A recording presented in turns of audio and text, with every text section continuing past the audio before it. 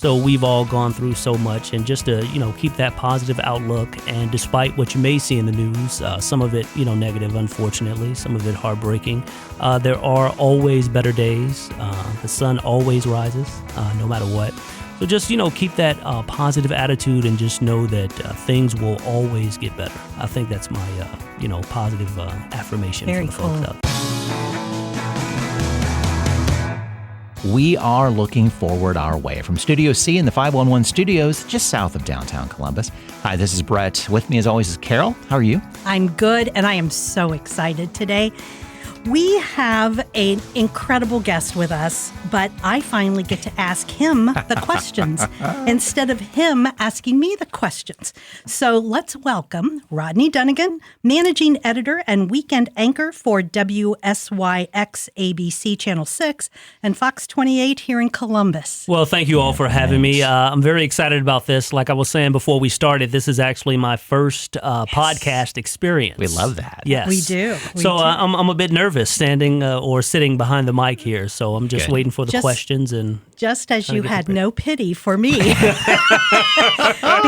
I'd say, "Oh, I don't really want to be on TV." Mm-hmm. Yes, and so no. So listeners, let me give you a little bit of background. When I was the director of a nonprofit, I quickly learned that any news coverage was great news coverage. So few nonprofits really have an actual media marketing budget. We're not out there spending lots and lots of dollars. But once in a while, I would get a call from Rodney Dunnigan, who would say, "Carol, I have a question. I'm on my way." And needless to say, the next thing I knew, he was in my office. So Rodney and his videographer would be at my door. But I have to say, it was always a pleasure to work with him. He is incredibly talented, intelligent, savvy, and fair in his reporting. And he gets it. I would sit there and I could just see the wheels turning when I was answering his questions. So I'm really excited to welcome him to our studio today and get to ask him questions. All right. I appreciate it. I'm ready. Good. Okay, we're good. We're good. And we're going to let the listeners know right now that we do have a video camera in here with the TV station. So if you hear some noises in the background, as I want to give the cameraman person, technically, I don't know what you want to call, because I don't want to, say the wrong thing. Give him the opportunity if he wants to make more noise, he can't. Okay, great. That sort of thing. So if we set that up, we're good. Okay. And speaking of surprises, Carol, you guys didn't know that the camera was coming, so no, we didn't. That was a surprise. That's okay. No, we're good. I shouldn't be surprised, but I was. We always Brett and I have this joke going that I invite all my friends to do the podcast because it makes it easier. But this is pretty exciting. Yeah. So thank you. Yeah. Well, you came to Columbus as a Chicago native, but also by way of several other cities, which is not unusual, where you were reporting. Can you give our listeners an overview of your background and the reporting experiences you had in various parts of the country? Okay. Well, I'll give you, I'll take it all the way back to Jackson, Mississippi. And I have to tell you my college story first off. Cool. Again, I'm from Chicago, and at the time, I knew that I wanted to get into the media somehow, but I just didn't know exactly how, if I wanted to get into radio, if I wanted to do TV or what. So what sparked that? I just always had an interest. I think when I was a kid, I had a babysitter, believe it or not, that her husband used to always watch the local NBC station in Chicago, and 5 and 6 o'clock before my mom came to pick me up, we would always watch the news. So as a kid, I was always interested. That was the first kind of spark. And then I started listening to the radio, and I figured, hey, do I want to be, a reporter, an anchor? Do I want to be a radio DJ? So that kind of, sparked my interest. Cool. So my mother had a college advisor at her church that told me about a small private school in Jackson, Mississippi, Tougaloo College. Wow. I'm sure you guys have never heard of Tougaloo. No. Small private school, 1,000 students, and we're talking 1,000 with those who live on campus and off campus. So very small school. And at the time, we didn't have a radio station, TV station, anything like that. So I did the school newspaper. That's kind of how I started off. And I had a buddy who knew that I wanted to get into media, and he actually worked at a local TV station there in Jackson, Mississippi doing production, working in studio camera. So he told me about a part-time gig they had, working the morning studio camera. I would come in at 3 o'clock in the morning, work from like 3 to 10 o'clock in the morning. So as a college student, that's something that you have to think about because that's, especially on the weekend, that's prime party time. Right. 'Cause I'm putting that in my head going, you're a college student at 3 a.m., right? 3 Yeah. a.m. Okay. So let's just say that I did have some late nights and then early mornings from time to time. I'm a college kid. Right. So I segued that. I started out in production, working early morning studio cameras, Saturday, Sunday, and I kind of segued that into an internship in the newsroom. And I went from an internship to an AP position, which is an associate producer, and I would, edit tapes. I would write from time to time. And then eventually, my senior year of college, I got a job but producing the weekend news for the station there in Jackson, Mississippi. It was the NBC station. And they would let me do some on-air reports from time to time. I was the Crime Stopper reporter, like the crime of the week. So that was my, entryway. And then from there, I literally, I got a job there in town, my first official reporting job at the CBS station there in Jackson, Mississippi. I graduated on a Sunday and started my first official reporting job on a Monday. Wow. So that typically doesn't happen. So I was very excited about that. And I worked for 2 years there in Jackson, Mississippi at the CBS station as the Capitol reporter. Jackson, Mississippi is the capital of the state, so I would do a lot of political reporting. That's why I got my kind of feet wet in that, which was an interesting experience because as a kid fresh out of school, I really didn't understand much about politics. So I'm trying to, kind of learn and get my feet wet. Talk about jumping in the deep end really quick. Exactly. Yeah. This is true. So from there, I went to Dayton, Ohio. So that was my first Ohio experience. I was working in Xenia, Ohio, in the Greene County Bureau. I was what you call a one-man band in the business, which means I wrote my own video, I shot my own stuff, I edited, I even did my own live shots. So it was a lot of work, trust me. But it was good because it gave me kind of a overall view of being a reporter and trying to understand what photographers go through. And it was crucial for timing because what a lot of people don't understand with television, I'll just give you guys a little kind of preview. Before I came over here to this podcast, I had an 11 o'clock shoot this morning for a story that I'm working on. And the story is for 5 o'clock tonight. So a lot of people don't realize how quickly we can turn stuff. And you're thinking like, well, if you had 11 o'clock shoot, you're here at 1 o'clock for this podcast, how are you going to get that story on 5 o'clock? Not worried at all. It's just like once you have that time management down, you can handle it. So that helped me out. So from Dayton, Ohio, I went to Nashville, Tennessee. I worked at the CBS station there for 5 years, and I did some more capital reporting there. Nashville is the capital, obviously, of Tennessee, and I did some education reporting as well. And it's funny, I'm a parent now, but at the time I was, 25 or so, and I didn't realize the importance of, education reporting. Initially, when I got the beat, I was like, oh my God, this is going to be the most school board meetings. boring. Oh my gosh. Oh my God. Exactly. What am I going to do? Yeah. But in the process, I learned how important it is because, education is just so important to, number one, families and the future of families and school districts, those scores on school districts can dictate, how much your house is going to cost. So, it really has a ripple effect. So I learned the importance of that. And from Nashville, I went to Memphis, Tennessee, where I anchored the morning show for 4 years. And it's funny, I kickstarted kind of a feature report that we used to do called Cool School. Because I kind of understood the importance. And I would go into schools and kind of highlight the positive things going on. If they had programs to kind of send kids to college, or maybe if a school won the state championship in football or basketball or something, we would kind of highlight some of the cool things going on. So that was a great way to get ingrained in the community. And from Memphis, Tennessee, love took me to Tampa, Florida, because I met my wife in Memphis. And she got a job in Orlando, Florida. And before we got married, I said, okay, well, I'm going to come down there to Florida. So I came down and found a job in Tampa. And I was doing some general assignment reporting there in Tampa. And general assignment reporting is just typically just everything. That could be education, that can be politics, that can be, crime, whatever's going on in the community.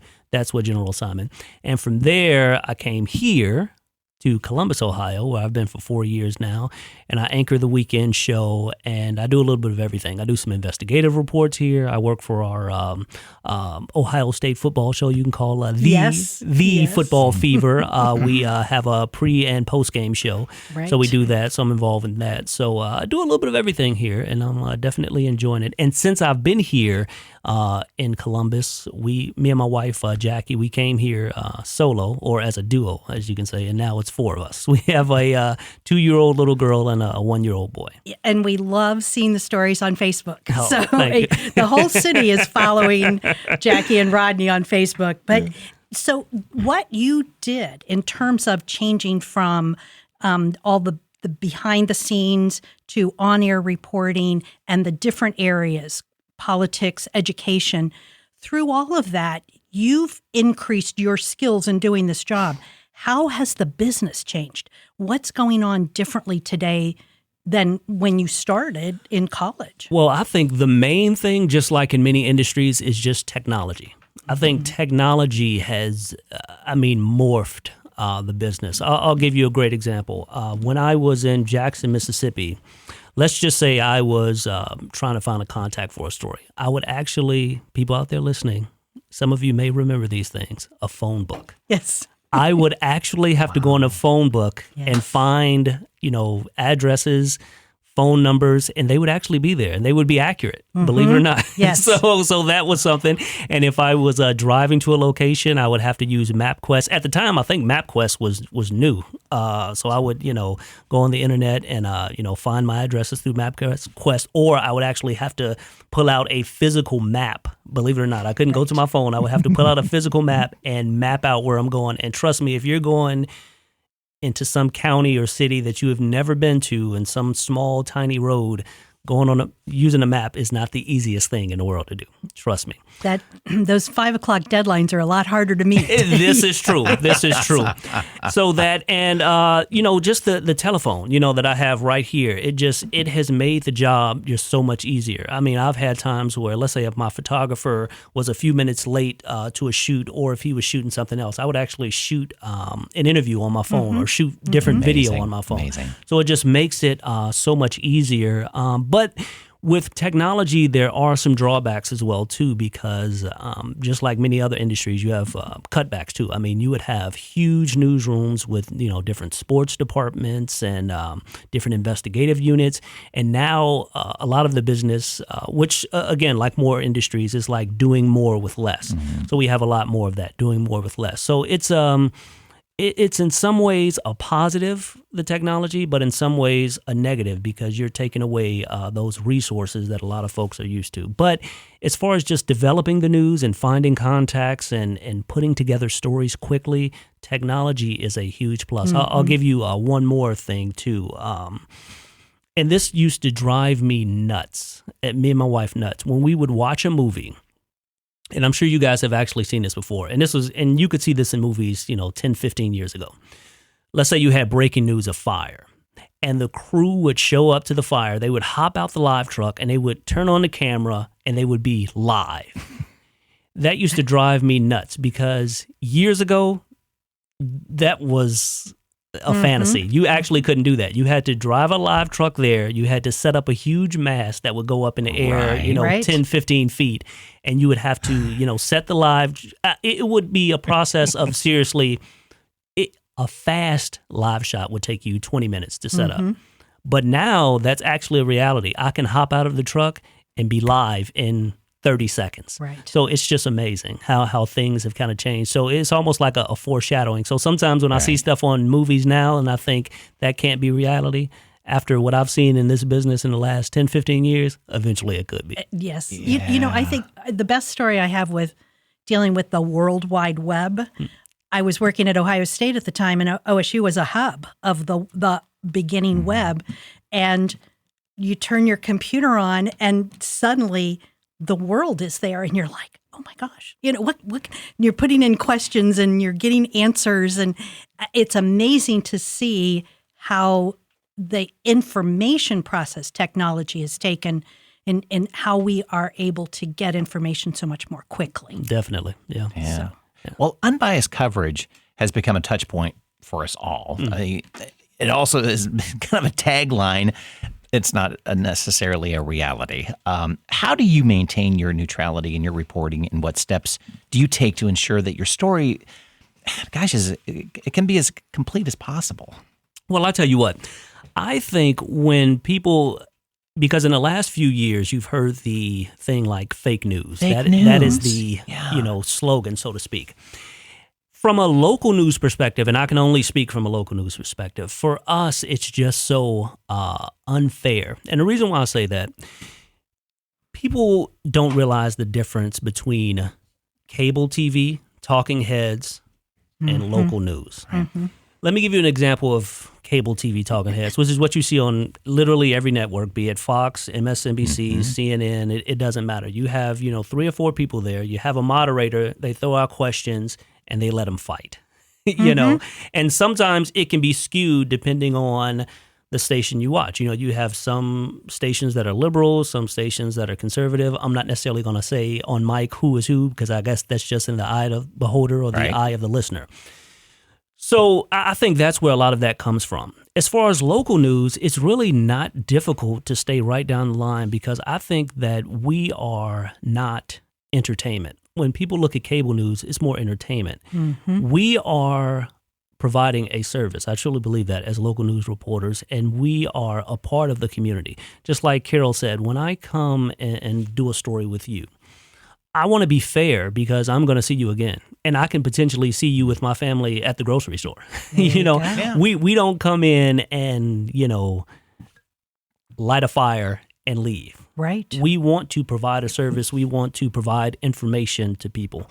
So it's really not that difficult to stay down the line. And I try to be, in my reporting, fair. Sometimes we may have a difficult interview or a difficult story to highlight, but in doing that, I try to be fair. I try to give you your side of the story. I never go on air with any sort of negative information without getting another side to say, hey, this is what's going on, and this is what this person says. We have to be fair. And I think the industry in general is just getting a bad name because of what people see on cable news.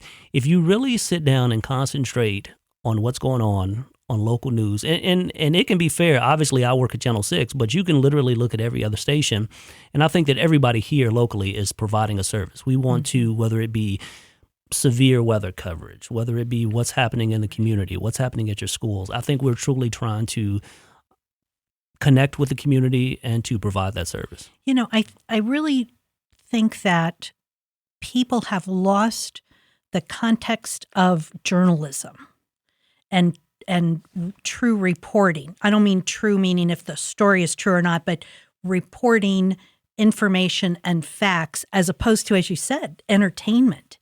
I often get really aggravated on the cable shows when they throw out a question and everybody has sort of their answer, but there's no follow-up. There's no clarifying what they meant. There's not that information and making sure that what you're sharing is going to be good for the person who's listening.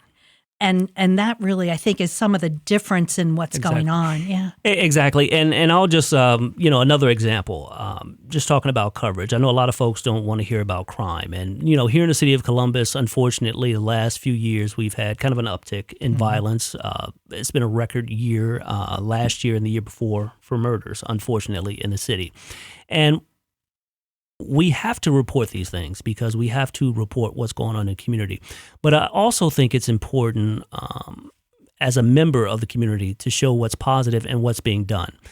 I like to, if I cover a crime story, which I do from time to time, obviously, I like to, highlight also programs and people that are trying to make a difference, trying to make a change. This neighborhood may be going through something. I'll give you a great example.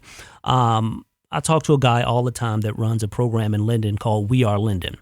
And we hear about negative things in that community all the time, unfortunately, but we don't highlight people like that. His name is Ralph Carter. We don't highlight people like Ralph who are in the community trying to connect with kids, trying to lead them on the right path, trying to establish, mentors to kind of help them along, to find them employment, to kind of pull their families up. So I think it's important that if we go into a community that we show what's positive in that community too. And I think that's another disconnect between us and cable and us and network. Let's say if there's a major happening in the city and you have, NBC News, ABC News coming in, especially over the past few years, it's been a lot of things, a lot of controversy, be it protests over different things, be it, COVID, obviously that's been a big battle. I think a lot of people see, cable news network, they'll come into a community and light a fire and leave. Right. And that gives the media, because that's the word, the media, a bad name. And we're not the media. We're journalists. We are you. When I go to a neighborhood and cover something, I live here. I live 15 minutes from basically every story I cover. For the most part, I'm 15, 20 minutes away. My home is. So This is my community. So, I mean, unfortunately, from time to time, we have to cover negative things, but I definitely want to highlight the positive and what's being done to change the community for the better. Well, I think that negative story over and over and over and over again has been seen in the city of Whitehall, for example. They have always had a bad reputation in regards to just underdevelopment, crime, and such, and they have had a hard time getting out of it. But now they're taking strides to do so. And I think every community can have that problem if the media just drops a grenade there, as you just said, and walks away and it's like, you guys take care of it. Yeah. We did our job by fusing things up. Well, and that's it's not fair. Right. Yeah. If somebody's coming in and dropping little bombs, all of you are now responsible for trying to kind of clean up the mess that they've left behind. Right. When our office was in Whitehall, people would always say to me, "Oh, you don't want to drive down to Whitehall. It's terrible." I'm like, "Are you kidding? I love Whitehall. They have done a marvelous job, and they are a dynamic community." I'm a product of Linden. I grew up in Linden. I was born in Linden, went to school in Linden, loved it, still love that community. And people don't want to hear about crime in Linden because they're tired of their neighborhood getting bashed. Exactly. Sure. Yeah. Sure. Yeah. So very cool. Very cool. So we talked a little bit about that notion of technology making a huge change, not just in terms of the widgets or the gadgets that you have to use, but also in getting that information. It's almost like, can you ever get all the information? How do you make sure that you've got enough? Or is it just one of those like, I got what I got, and when I get more, I'll report more? Well, I guess it really just depends on what you need, because honestly, when you look at us, television is a lot different from, say, the newspaper, because we have time constraints. And I think a lot of people don't realize that typically a story on the news is like 1:30. That is the typical package of a story. And I think a lot of people don't realize how, quickly, because the attention span, be it with social media and what people see on, Facebook and Instagram, they're used to short bites and short clips. So we have to keep things short. So when I'm doing a story, I just try to focus on what's the most important, what's going to grab people's attention, whether it be, a certain soundbite or a certain sort of video. I always try to figure out, what's important. And if we have some additional information, that's for the web. That's for, the Twitter. I'll tweet that out. I'll put that on Facebook, or I'll direct you to the station's And I was website. just going to ask you, do you see people following up and getting more information? Yes, exactly. Do you? Good. Yeah, Okay. yeah. You're getting that feedback and you're seeing it being utilized. That's great. And okay. that's something that our management and a lot of, stations, they push. I'll give you a great example. Yesterday, I was out at OSU Pro Day. So we were doing that, and me and Miles Harris, he's one of our reporters at the station, we were doing like Facebook Lives, because they were trying to, it's just giving people different nuggets, hey, what's going on here? And you can see this going on live. A lot of Ohio State fans, so a lot of people were going on Facebook and engaging, hey, what's going on? How's this player doing? So it's about dropping nuggets, and that's, you talk about another difference with technology and how the business is changing. It never stops. There was a time where the news was on at noon, 5, 6, 11, and that's it, and morning show. But now literally news is 24/7. Right. So you have to give people information. If I'm covering a story, I have to tweet it so people know, hey, Rodney's on the story. Let me follow him on social media and let me tune in at 5 o'clock to watch. So it's literally nonstop. That's scary. It is, really. So how do you mentally take a break from that then? Honestly, you've got to, right? Yeah, you have to, because it's just, and I have to pull myself away. Sometimes I'm forced to, just because of the family, the kids. If it weren't for the kids, which I think is a blessing, isn't it? If you think about it, because I would be a lot more plugged in, because that's something that my wife gets on me all the time. I'm in the bed at night and I'm looking at emails and I'm checking Twitter to see what's going on, checking Facebook. So it's sometimes you do have to disconnect. I try to, at least on my off days. I'm off on Mondays and Tuesdays. I try to disconnect. I still watch the news. I may watch the 5 and 6 o'clock show on those days, but other times I try to disconnect, because it can just bog you down, and just seeing the you know, I don't want to say negativity, but it is though. The mostly constant, news is negative if you think about it. The constant barrage of bad news. Yeah, it's not just that it's negative; it's emotional. Exactly. Whether it's positive, negative, sad, happy, I think that's what kind of pushes me on social media. Is it doesn't stop and it's constant. I don't know how people. Oftentimes, I would hear folks, especially for LinkedIn, and LinkedIn coaches would say, 15 minutes in the morning, that's enough. Like 15 minutes, I just barely look at the first page of what's on my LinkedIn. I don't know how people can continue to do that. Mm-hmm. But again, I think that's why it's contingent upon us to reflect those positive things. We can't just, like I said, if there's crime in a neighborhood, we need to reflect, what's positive in that neighborhood. If there is a situation where you have, let's say, a fatal fire or something, what is the community doing to, back up that family or support that family? What sort of shining light can you, give to people? Or even what the viewer can do so they at least feel good about helping to get over that minute of story. Exactly. Yeah, exactly. Well, as we just covered right now, this is a tough business, yet there's so many young professionals ready to take their chances with careers in media. What advice do you have for young journalists with critical decisions that they need to face with this? You've laid out a great picture of what the lifestyle is. Oh, yeah. So, how do they break into the field? Are there critical steps they should take in their training, in the early years, or is it really kind of an OJT, on-job training, a lot of it too? Well, I'll tell you, honestly, most of it is on-the-job training. I tell people this all the time. I don't care what school you go to. You can go to, some of the best journalism schools in the country, University of Missouri, Northwestern, Syracuse. Those are, the big names.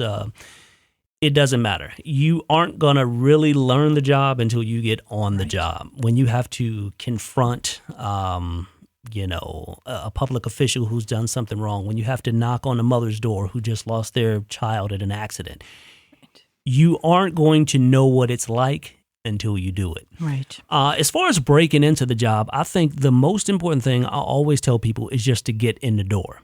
And what I mean by that is you have a lot of kids who want to be, first thing you want to be, especially when you're talking about television, I want to be an anchor. I want to be an anchor. I want to see my name in lights. I want to see my face on a billboard. 6 foot. Yes, on the side of a bus. I want to be an anchor. That's funny. Number one, don't tell anybody you want to be an anchor. We know. Anybody. I'm truthfully honest when I tell people this, right? Anybody who works in TV, you have to have an ego. And this is what I tell anybody who says they work in television and they say they don't have an ego, they're a liar. That 100% fact, they're a liar. Because if you didn't have an ego, then you would write for the newspaper. You want to see yourself on TV. Right. You have to have that confidence to be able to sit on TV. Right. I'm going to be truthful. I love journalism, and we'll get deeper into this, but I'm just trying to be 100% factual with you all. I like seeing myself on TV. I do. And everybody who works on television, they like seeing us. We really like seeing Jackie on TV too. So I do too. I do too. So I would tell young journalists, don't tell anybody you want to be an anchor. We know. First and foremost, get in the door. Like I said, I started out in production. And that a lot of times is the easiest in the television business. It's just the easiest way to get in the door because those are entry level positions that they can, kind of train you relatively quickly.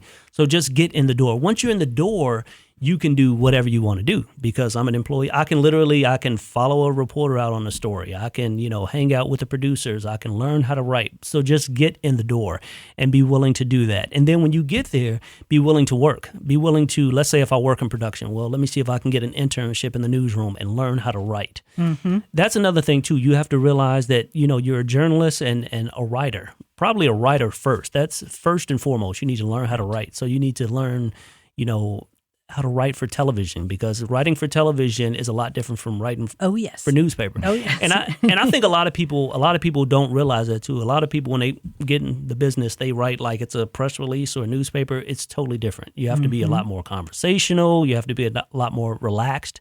So I think that's it. And just be willing to deal with criticism because you're going to get criticism from the public. You're going to get criticized at work. So you just have to have thick skin. Trust me, thick skin, because you will get emails and calls about everything.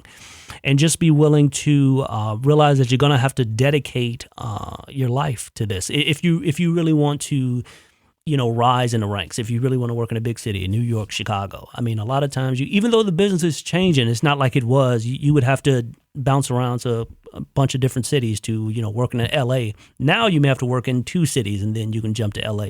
But it's going to take some moving, and it's going to take some dedication. You're going to have to give up some of those weekends. You're going to have to give up some of those holidays with family. At 3 a.m. Yeah, that 3. Right. You may have to come in at 2, 3 a.m.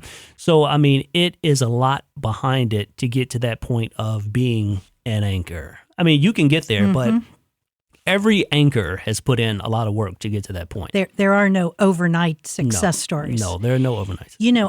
When you were talking at the beginning of the podcast about all that you did in your years running up to being here with us in Columbus, I worked with students and interns at Ohio State for 30 years and loved seeing students do those internship positions. I actually had a student who begged me for a position, for an internship, and then realized that internship was going to interfere with OSU football Saturdays and dropped out. And I go, okay, but don't come to me again for another internship. That's not going to happen. But you know what? I will tell you this, though.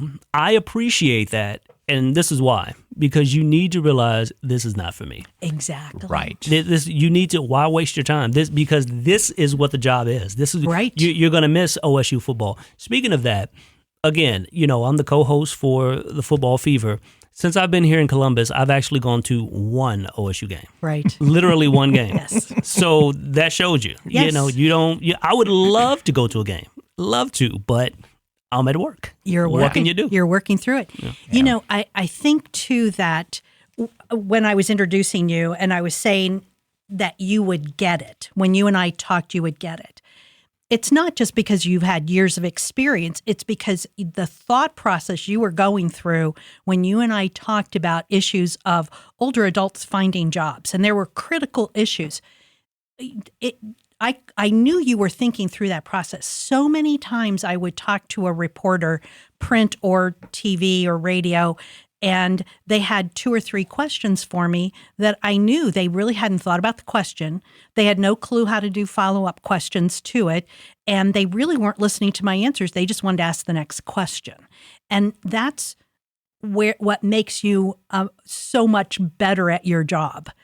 And I think that's what people appreciate, is that they know they're getting the information they want to hear. Well, thank you. I appreciate that. I think a big thing for me is just, especially when a story, just having that focus. You need to know what the story is. Unfortunately, I think a lot of folks, and I think this is more younger journalists, I would say, because this is something that I struggle with. I would come, when I first started in the business, I gave myself 20 questions. If I would go out on a story, I would literally write down 20 questions. These were the 20 questions I was going to ask regardless of what the answer was. This is what now I literally don't prepare. I literally don't write any questions down because I know what the story is. I know what I want to ask. I know what the story is, and I want to have more of a conversation. I think you will get more out of your interview subjects when you just have a conversation and you don't. I mean, obviously there are key questions that need to be asked, but I know that because I know the focus of the story. I don't need to necessarily write it down. Exactly. Right. And that takes years of experience. And I think that that's what an internship or some kind of a professional opportunity does for a young person when they're getting started. It's not that they can't do it, but it may not be obvious to them that they need to do that. They need to do that research and really think through the questions and, have them on a piece of paper or on the top of their head, wherever, but be ready to make it worth the listener, viewer's time to listen to the interview. Exactly. So very cool. Yeah. Cool. So we aren't going to delve real deeply into elections, but that's been one of the questions we've had on this podcast program is, what happens? We no sooner have an election and the next cycle starts. It used to be that there was a break between elections, and there's no break now. In your look at the workings of the election process and what people are needing in today's information world about elections, how has that changed for you as a reporter?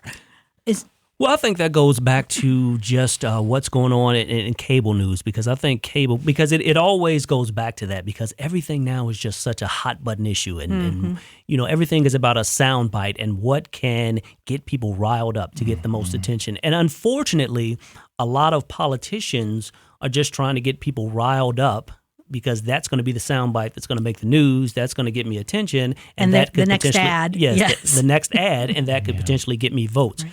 So the way I approach politics, I just look for those issues that truly affect people, not just the hot button issue or the hot button soundbite. How is this truly impacting somebody? This candidate that's running, what are their topics or what's on their agenda that's really going to impact families? And I try to focus on that. I try to focus on the important stuff and not necessarily the hot soundbite, because it's always easy to go for the hot soundbite, because again, that's what a lot of folks want, is just that back and forth. And I think it's a contingent upon us to really focus on what's important to the community.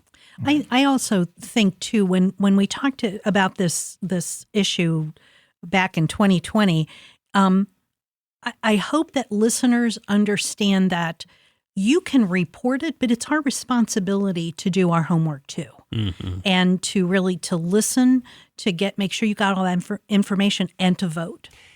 And I'm gonna tell you something too. You need to get your information from different sources. I was just going to ask you from your media perspective, what is a good advice from someone in the media, how to do some research? Okay. Number one, stay away from Facebook. Facebook is not research. Okay? Yes. Please stay away from Facebook. And you can get information from different sources. Like you can watch local news, you can watch national news. Let's say if you watch Fox. Fine, watch Fox. Watch CNN too. If you watch CNN, watch MSNBC too. If you watch MSNBC, watch NBC. Just get it from different sources. If you read the Washington Post, read the New York Post. If you read the New York Post, read, the Dispatch. You need to just get it from everywhere to really have a full understanding, because you got to think. Let's say if you're watching a story on our newscast. I told you the typical story is emitted in 30 seconds. So there's only so much information that I'm going to give you. But if you watch another station or read it in a newspaper, you may get a little bit more information. You may get some additional, a factoid that I didn't know. So I just think it's, you have to, like you said, Carol, take it upon yourself, that responsibility that you have to thirst for knowledge and look for that knowledge from different places and not just one source. I would tell anybody, don't just watch us, watch other stations too. Listen to other radio stations, read the newspaper. You need to get as much information as you can, especially when you're dealing with politics. Because I think a lot of times now, people unfortunately get their politics from Facebook and Twitter, and the algorithms basically just point you to what you want to hear. So you're just hearing the same thing and reading the same thing over and over and over. But most people don't, not most, almost all people don't realize that. You're being fed what the algorithm is seeing that you want to be fed. Exactly. And that's so sad because it's changed. Yeah. It didn't used to be that way. And in itself, Facebook has now become, or any social media platform, I don't pick on them, but we can do that, has become a resource for certain people, or feed what you want to be fed. Yeah. Let's change topic just a little bit, because I think this is interesting too, because you're in the spotlight constantly. Obviously, you said you do want to be. You like the camera, that sort of thing. The camera likes you too, but you also have a public role, but you got a private role here in the community with your wife and family. How do you maintain that bubble? That this is my space. Stay away. Well, how do you do that? I think honestly, it's being at home, because when you're out in the public, when you're a public figure, you're always on. Like we're always, when we go out to the mall, when we go out to the grocery store, we're always on, because you would be surprised because I've had several times where I walked into a restaurant or walked into the grocery store, and I had an attitude that day, and somebody said, "Oh, you're the guy from the news," and then I have to put a smile on my face because I have to be nice. Like I'm never rude. If you want to take a picture, if you want to shake my hand or whatever, because you're a viewer, and I feel that I'm always a reflection of the station. I am. Regardless of where I go, I'm always a reflection of the station. So I think it's just that connection, just honestly, in the closed confines of my home for the most part. Right. Yeah. Or if we, go out to a park or something, we're alone. I mean, and I don't want to give you the impression. I mean, I'm a local news reporter. It's not like I'm, Eddie George. I don't have people running to me all the time. Sure. Anyway. But when I do see people out in the public, and then I appreciate it because when you come up to me, I know that you're watching and you appreciate the work. And then it's just good to have that connection to the community. And I think that's important, and that can help me in my reporting and anchoring to have that connection. If somebody tells me, hey, this is going on in my community, or having a conversation, I think it just helps us to connect to the public, to the viewers better. Yeah, I got to Andrea Camber used to be an anchor for 10 TV years and years and years ago. But before she left, she was at an event at our elementary school with the kids, and it was interesting to see when she was not on emceeing the event. She was just there to do the mic and kind of talk, but and I know she knew people were watching at the same time, but she did let herself go and just have fun. Yeah. Took her shoes off, played with the kids. Yeah. But she wasn't on. And you could see that personality shine through. And I really appreciated that because you could see other people, and I don't know their names and such, but they were always on.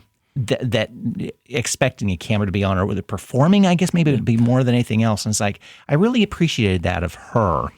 Well, that she let her be herself, but herself was actually genuinely Andrea Camper. Yeah. And it sounds like you're going the same direction. Yeah. Of course, everybody has a bad day. Of course, everyone does. But at the same time, I want to be me, though, too. Yeah, and you don't want to be a caricature. You don't want to be Right. a news guy all the time. Exactly. Yeah. I think for you, social media has worked well. Because and maybe it's because the kids are so darn cute, but it's fun for me to see when one of your postings come through, the people who have liked it, people in my world, cousins or folks I went to school with, and I'm like, oh, they're watching him too, and they're watching him too.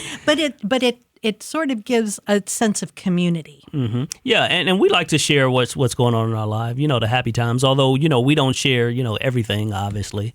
But we do like to, I think that's a great way to connect with the community. And I think that's what social media was for before it became, this political hotbed of fighting and all that. I think that's what it initially, I think I use it for what it was meant for, years ago. Well, when I originally emailed you, I mentioned that, if Jackie wanted to come and give us a twofer, she was more than welcome. This morning when I got up, I thought maybe Jackie and the kids will come.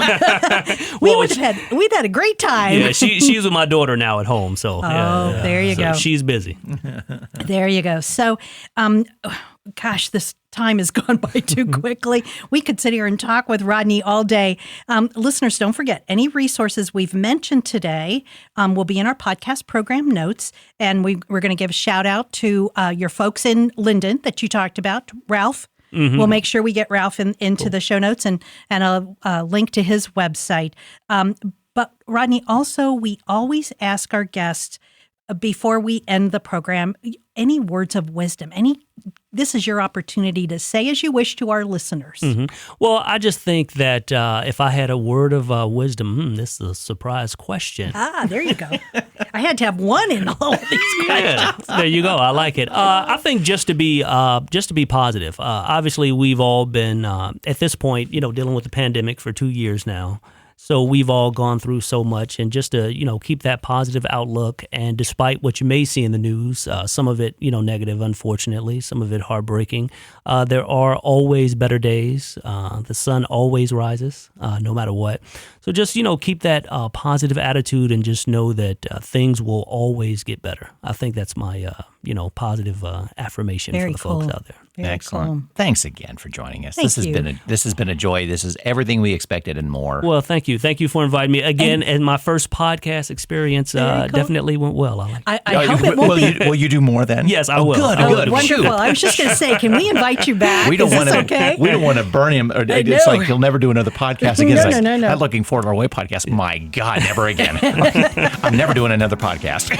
I will definitely do it again, and I will come back here if you guys invite me. Oh, great. Absolutely. Thank you so much. Thanks.